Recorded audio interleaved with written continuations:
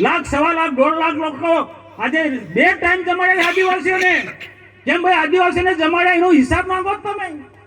એનો હિસાબ માંગો છો? દેવમંગળા માતાજીનું દર્શન કર્યો.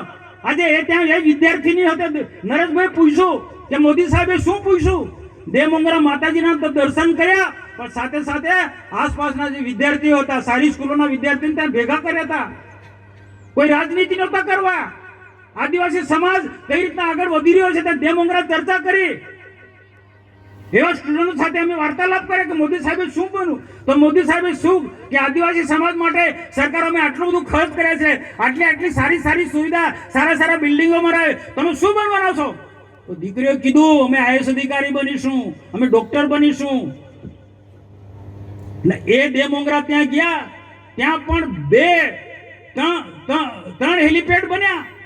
સ્વાભાવિક છે, પ્રધાનમંત્રી છે ભાઈ, સન્માનીય નેતા છે, એના માટે હેલિપેડ બને. એ રીતના ડેડિયાપાડામાં હેલિપેડ બન્યા 3 ને લોકોને લાવવા માટે કામ આદિવાસીને ટેમ્પા એક્ટમાં લઈ જાય.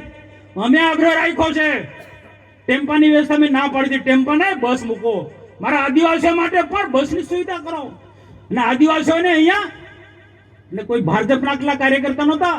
સરકારી વહીવટી તંત્રને કીધું ગામમાં જે પણ લોકો હોય, બિરસા મુંડાના જીવનમાંથી જેને પ્રેરણા લેવી હોય એવા લોકોને લઈ આવ્યો. ને એવા લોકો અહીંયા આવ્યા છે ડેડિયાપાડામાં. એવા લોકો જે બિરસા મુંડાની ઓળખ આપી મોદી સાહેબે.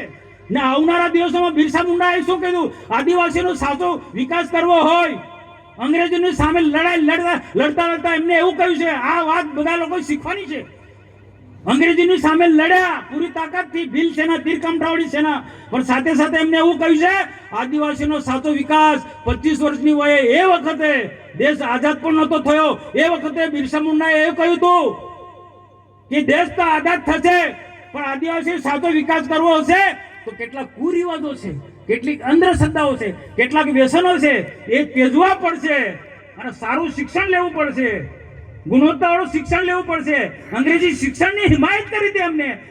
એ બેઝ પર આજે ભારતીય જનતા પાર્ટીની સરકાર, રાજ્ય સરકાર ને ભારત સરકાર આગળ વધી રહી છે. બિરસા મુંડાએ કહ્યું છે શિક્ષણ પર ભાર મૂક્યો છે. આદિવાસીનો ત્યારે જ વિકાસ થવાનો છે.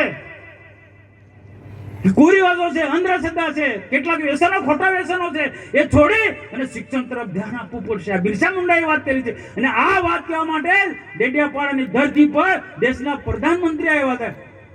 હિસાબ માંગો કોઈ વાંધો નથી, પણ ખાસ વારે સોશિયલ મીડિયામાં, ટીવીમાં અને હિસાબ આપો, હિસાબ ભાઈ આખા પ્રધાનમંત્રી નહીં, આદિવાસી સમાજનો અપમાન છે. આ સમગ્ર આદિવાસી સમાજનું અપમાન છે, બરોબર નથી.